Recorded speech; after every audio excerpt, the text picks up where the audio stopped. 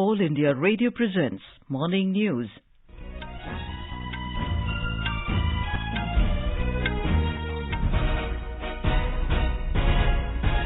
Good morning. I'm Anuja Kumar and with me is Subhadra Ramachandran. The headlines. Prime Minister Narendra Modi unveils Statue of Equality in Hyderabad to commemorate Saint Ramanujacharya. Says social justice is embedded in all welfare programs of government aimed at eliminating inequalities in the country. Prime Minister also launches 50th anniversary celebrations of International Crops Research Institute for Semi-Arid Tropics. Says government is focusing on food security as well as nutrition security. India's COVID vaccination coverage crosses 169 crore mark. Uttar Pradesh announces reopening of schools and colleges from tomorrow in view of the decreasing COVID-19 cases. Kerala reimposes weekend lockdown in the state today to contain third wave of COVID-19 transmission. Bharatiya Janata Party to release its election manifesto in Uttar Pradesh and Congress to announce the CM phase of the party for Punjab Assembly polls today. Turkish President Erdogan says he is willing to serve as a mediator and host a summit between Ukrainian and Russian presidents. In cricket, in the ICC Under-19 Cricket World Cup, India lifts a record fifth title after beating England by 4 wickets in Antigua. And 3-match India-West Indies ODI series begins in Ahmedabad today. As the number of COVID-19 cases is rising fast in several parts of the country, we appeal to our listeners to be vigilant and to get fully vaccinated and help others, including children between 15 and 18 years, get vaccinated. With the new Omicron variant of coronavirus causing concern, please continue to follow these 3 simple steps to stay safe. Wear a face mask, maintain 2 gaz ki duri for social distancing, focus on hand and face hygiene. For any COVID-related information and guidance, contact national helpline numbers 011-2397-8046 and 1075. And now the news in detail. Prime Minister Narendra Modi said social justice is embedded in all the centre's welfare programs aimed at eliminating inequalities in the country while pursuing the path of Sabka Saath, Sabka Vikas. He was speaking after dedicating the 216 feet tall statue of Tamil Vaishnavite Saint Ramanujacharya, which is called as Statue of Equality at Muchintal near Hyderabad yesterday. After unveiling the statue, Mr. Modi said India had a strong traditional base which drew strength from the preaching of the great men like Ramanujacharya, who promoted the idea of equality in all aspects of living, including faith, caste and creed in the 11th century. He said Statue of Equality will encourage youth and is a symbol of Ramanujacharya's knowledge, detachment and ideals. आज देश में एक और सरदार साहब की statue of unity एकता की शपथ दोहरा रही है तो रामानुजाचार्य जी की स्टैच्यू ऑफ इक्वालिटी समानता का संदेश दे रही है। यही एक राष्ट्र के रूप में भारत की चिर पुरातन विशेषता है। हमारी एकता सत्ता या शक्ति की बुनियाद पर नहीं खड़ी होती। हमारी एकता समानता और समादर इस सूत्र से सृजित होती है। और साथियों, आज जब मैं तेलंगाना में हूं तो इस बात का जिक्र भी जरूर करूंगा कि कैसे तेलुगु कल्चर ने भारत की विविधता को सशक्त किया है। The PM said that the recognition of the Ramappa Temple in the erstwhile Warangal district as a World Heritage Site by UNESCO and of Pochampalli as a World Tourism Village by the World Tourism Organization was an extension of the rich cultural heritage left behind by the Satvahana and Kakatiya dynasties. Earlier in the day, Prime Minister Modi launched the Golden Jubilee celebrations of the International Crops Research Institute for Semi-Arid Tropics, ICRISAT, at Patancheru. On the occasion, he inaugurated ICRISAT's climate change research facility on plant protection and rapid generation advancement facility. He also launched a commemorative stamp issued on the 50th anniversary celebrations of the ICRISAT. Speaking on the occasion, the Prime Minister called for unified efforts by scientists and people's participation to help the country overcome all challenges in the agricultural sector. Digital technology से कैसे हम किसान को empower कर सकते हैं, इसके लिए भारत में प्रयास निरंतर बढ़ रहे हैं। क्रॉप असेसमेंट हो, लैंड रिकॉर्ड्स का डिजिटाइजेशन हो, ड्रोन के माध्यम से इंसेक्टिसाइड्स और न्यूट्रिएंट्स की स्प्रेइंग हो, ऐसी अनेक सर्विसेज में टेक्नोलॉजी का उपयोग, आर्टिफिशियल इंटेलिजेंस का उपयोग बढ़ाया जा रहा है। किसानों को सस्ती और हाई टेक सर्विस देने के लिए एग्रीकल्चर रिसर्च से जुड़े इकोसिस्टम और प्राइवेट एग्रीटेक प्लेयर्स के साथ मिलकर के काम हो रहा है। The Prime Minister said India has set a target of net zero by 2070. It has also highlighted the need for lifestyle for the environment and also called for a pro-planet people movement, a movement that is crucial to combat climate change and connects every individual with climate. हमारे छोटे किसान climate change की बात उनके लिए बहुत बड़ा संकट बन जाती है। इसलिए भारत ने क्लाइमेट चैलेंज से निपटने के लिए दुनिया से इस पर विशेष ध्यान देने का आग्रह किया है। भारत ने 2070 तक नेट जीरो का टारगेट तो रखा ही है, लाइफस्टाइल फॉर एनवायरमेंट इस लाइफ मिशन की जरूरत को भी हाईलाइट किया है। In Uttar Pradesh, Bharatiya Janata Party will release its election manifesto today. The election manifesto, termed as Lok Kalyan Sankalp Patra by the party, will be released by senior BJP leader and Union Home Minister Amit Shah at BJP headquarters in Lucknow. Many senior BJP leaders, including Union Information and Broadcasting Minister and co-in charge of the party for elections, Anurag Singh Thakur, Chief Minister Yogi Adityanath, Keshav Prasad Maurya, Swatantra Dev Singh will be present on the occasion. Meanwhile, senior leaders and star campaigners of different political parties will be in the state for campaigning. More in this report. Senior BJP leader and Prime Minister Narendra Modi will virtually address the voters and party workers in Mathura, Agra and Bulandshahr districts today. Prime Minister will take part in Jan Chaupal function of BJP, which will be the third such virtual address to the voters of Uttar Pradesh after announcement of assembly elections. Senior BJP leader and Union Home Minister Amit Shah will campaign for party candidates in Bijnor and Amroha districts, while Defence Minister Rajnath Singh will be in Mahoba for campaigning. Congress General Secretary Priyanka Gandhi Vadra will campaign for party candidates in Meerut district. Samajwadi Party Chief Akhilesh Yadav and President of RLD Jayant Chaudhary will campaign for party candidates in Agra district. Sushil Chandra Tiwari, AIR News, Lucknow.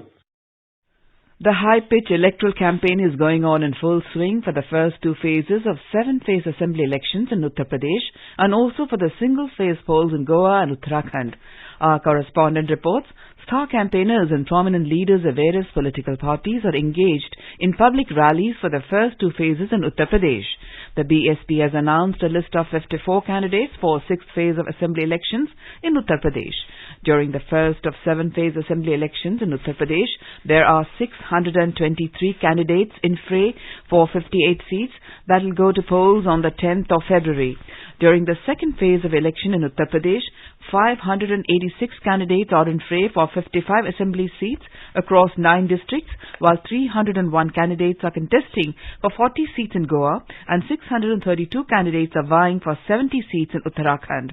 Voting for second phase in Uttar Pradesh and single phase in Goa and Uttarakhand will be held on 14th of this month. In Uttar Pradesh, an FIR has been lodged against Congress candidate Ajay Rai from Pindra in Varanasi for violation of Model Code of Conduct. The FIR was filed by police after recommendation of 4-member team of Election Commission. Ajay Rai has been accused of using objectionable language about Prime Minister and Chief Minister of Uttar Pradesh on his Facebook page. In Manipur, around 20 candidates, including Chief Minister N. Biren Singh, filed their nomination papers for the first phase of forthcoming elections in the state yesterday only. With only 2 days left for the last date of filing nomination for the first phase election, filing of nomination papers have increased in 38 assembly constituencies. On the other hand, the filing of nomination for second phase has also opened from 4th February and will continue till the 11th of this month. We have more from our Imphal correspondent. Manipur Chief Minister N. Biren Singh filed his nomination paper from Haingang Assembly constituency of Imphal East District. BJP State President A. Sarda Devi accompanied the Chief Minister during the submission of nomination paper. Sri Biren is contesting the upcoming election on BJP ticket. The President of Manipur Pradesh Congress Committee and INC candidate N. Loken filed his nomination paper. The sitting MLA is contesting in Nambol SC. JJ Thoksom, AIR News, Imphal. In the last phase of campaigning for the Uttarakhand Assembly elections, parties have upped the ante in the state. Prime Minister Narendra Modi, National President of BJP JP Nadda, Union Ministers Rajnath Singh, Nitin Gadkari and many others will be seen seeking votes for BJP candidates in the coming days for the 14 February polls in the state.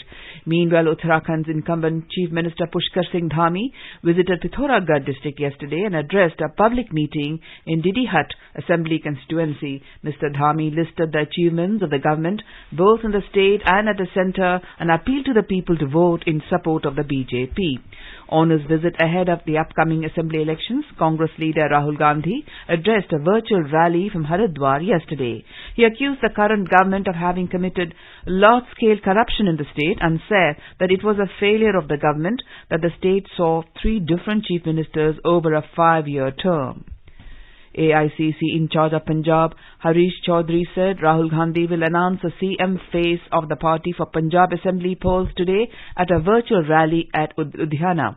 Our correspondent reports Punjab Congress President Navjot Singh Sidhu and Chief Minister Charanjit Singh Channi are main contenders for the CM candidature.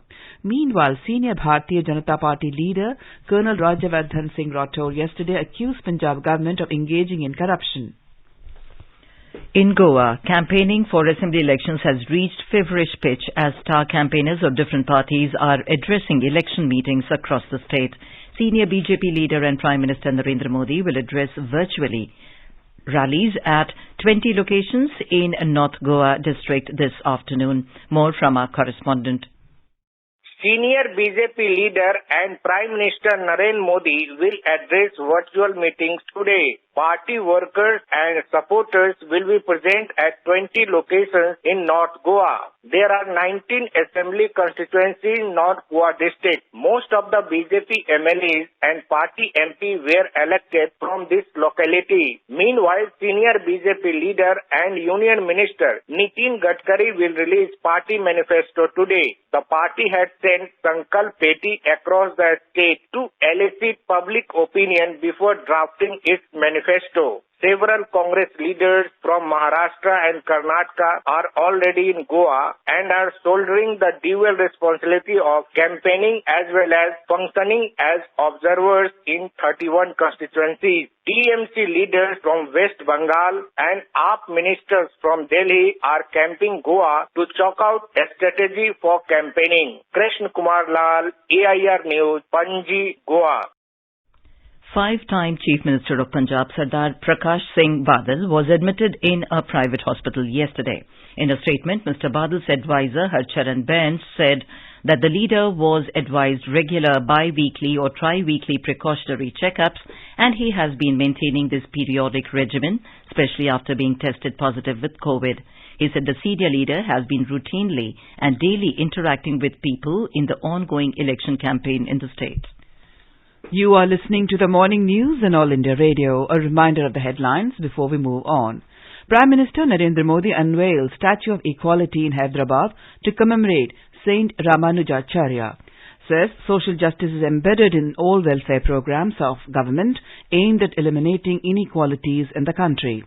Prime Minister also launches the 50th anniversary celebrations of International Crops Research Institute for Semi-Arid Tropics. Says government is focusing on food security as well as nutrition security. India's COVID vaccination coverage crosses 169 crore mark. Uttar Pradesh announces reopening of schools and colleges from tomorrow in view of the decreasing COVID-19 cases. Kerala reimposes weekend lockdown in the state today to contain the third wave of COVID-19 transmission.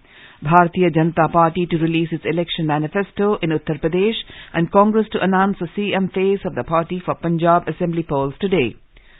Turkish President Erdogan says he is willing to serve as a mediator and host a summit between Ukrainian and Russian presidents. In cricket, in the ICC Under-19 Cricket World Cup, India lifts a record 5th title after beating England by 4 wickets in Antigua. And 3-match India-West Indies ODI series begins in Ahmedabad today. For quick news updates round the clock, follow us on our Twitter handle at AIR News Alerts. अपने business को बढ़ाने के लिए लीजिए आकाशवाणी का सहयोग और दीजिए उसे बुलंदियों के पंख। आपका बिजनेस लोकल है या राष्ट्रीय, आकाशवाणी देती है उपभोक्ताओं तक पहुंचने का हर विकल्प। और अब तो आप घर, दफ्तर या दुकान पर बैठे बैठे कर सकते हैं आकाशवाणी के किसी भी केंद्र के लिए विज्ञापनों की बुकिंग। आकाशवाणी के विभिन्न चैनलों पर विज्ञापन देना सुलभ और सस्ता। बुकिंग है तो संपर्क करें 8700014242 पर। 8700014242। Welcome back to the morning news on All India Radio. India's COVID-19 vaccination coverage crossed 169 crore mark yesterday. Till now, over 169 crore 40 lakh 55,000 doses have been administered. Health Ministry said more than 40 lakh 57,000 vaccine doses were administered yesterday. The country reported over 1 lakh 27,000 new COVID cases in the last 24 hours. The national recovery rate stands at 95.64%. In Kerala, weekend lockdown is reimposed today to contain the third wave of COVID-19 transmission. Eased restrictions have come into force from midnight last night. Only essential services will be allowed. Entry to places of worship has been restricted to only 20 persons. This is the third Sunday lockdown being clamped in a row to flatten the COVID graph in the state. Meanwhile, Kerala continues to report higher COVID recoveries and decline in daily caseload. The state yesterday logged 33,538 positive cases and 46,813 recoveries. In Uttar Pradesh, schools and colleges will reopen from tomorrow. In view of the decreasing COVID-19 cases in the state, government has decided that schools will reopen for classes 9 to 12. Order issued by the government says that classes in degree colleges will also start, although strict adherence to the COVID protocol will be a must. Legendary singer Lata Mangeshkar's health condition has reportedly deteriorated again and she is put on a ventilator. She will remain under observation, said Dr. Prateek Samdani of Mumbai's Breach Candy Hospital. The singer was rushed to the hospital on 8th January after she tested positive for COVID-19. Meanwhile, security has been increased outside the hospital where Lata Mangeshkar is being treated. Lata Mangeshkar's sister Asha Bhosle, brother Hriday Nath, filmmaker Madhur Bhandarkar, Union Minister Piyush Goyal and Supriya Sule have visited the hospital last evening. As our nation celebrates the 75th year of independence, a series of events are being organized by the government as part of Azadi Ka Amrit Mahotsav.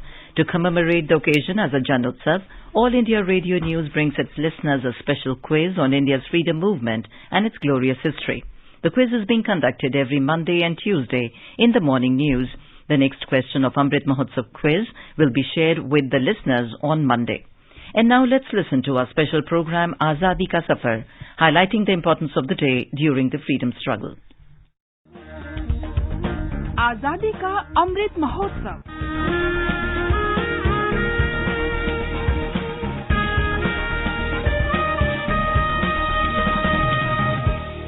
Azadi Ka Safar with AIR News. Birth of a Nation. India's glorious freedom struggle is one of the greatest struggles the modern world has ever witnessed. AIR News brings you a glimpse of the struggle every day.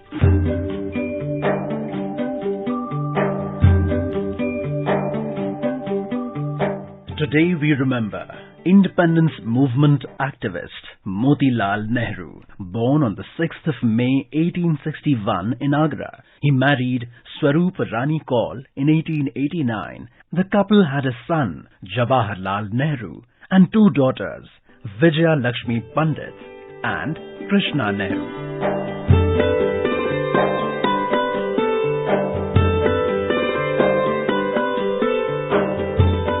At the age of 46, Motilal presided over a provincial conference of the moderates held at Allahabad in 1907. He also actively participated in the Home Rule movement started by Annie Besant in 1916. The Pioneer newspaper conferred him the title Brigadier General of the Home Rule League. Motilal also launched a daily newspaper, The Independent, in 1919. Inspired by Mahatma Gandhi, he left his legal practice and joined the non-cooperation movement. A year later, he even established his own political outfit, Swaraj Party, along with C.R. Das.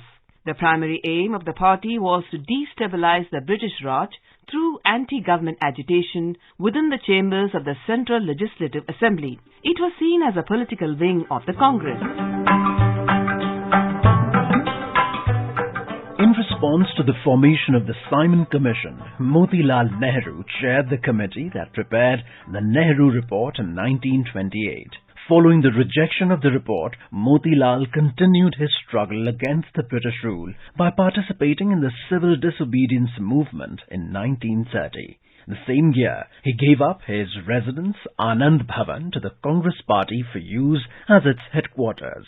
Despite his poor health, Motilal participated in the movement and travelled to Gujarat to support Gandhiji's salt satyagraha. He was jailed for a couple of months and was released in light of his poor health. Motilal Nehru died a few months later on the 6th of February 1931. AIR salutes the great freedom fighter. We also remember freedom fighter Satkari Banerjee, alias Sattu Babu, who died on 6 February 1937. Banerjee was born in 1892 in 24 Parganas, district of West Bengal. He was a member of the Jugantar Party and a close associate of revolutionaries like Atul Ghosh and Kularanjan Mukherjee.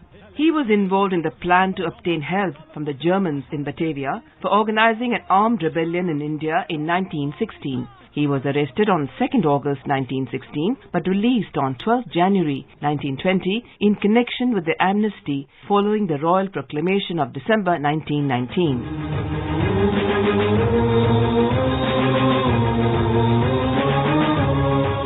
After his release, Banerjee got in touch with Bhupendranath Datta, Jivanlal Chatterjee and other revolutionaries.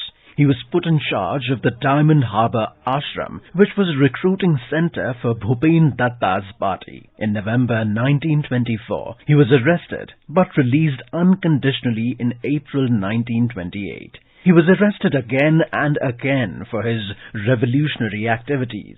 He died in the Deoli Camp prison on the 6th of February 1937. We salute the great revolutionary. We also remember freedom fighter Shiv Narayan Tiwari, who was martyred on 6 February 1932. A resident of village Nunara, district Fatehpur, Uttar Pradesh, Shiv Narayan took part in the civil disobedience movement of 1930. Later, when the farmers' agitation over the non-payment of land revenue started in 1932, he actively joined it. On 6 February 1932, at the height of the agitation, the police and the tehsildars fired upon the agitators. The tehsildar's gunshot hit Shiv Narayan Tiwari, killing him on the spot. We salute the great son of soil.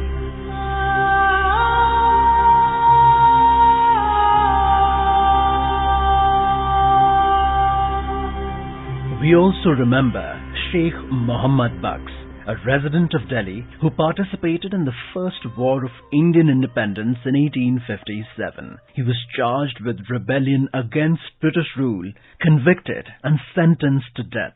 He attained martyrdom on the 6th of February 1858. We salute the great martyr. That brings us to the end of this episode of Azadi Ka Safar with AIR News. See you in the next episode tomorrow.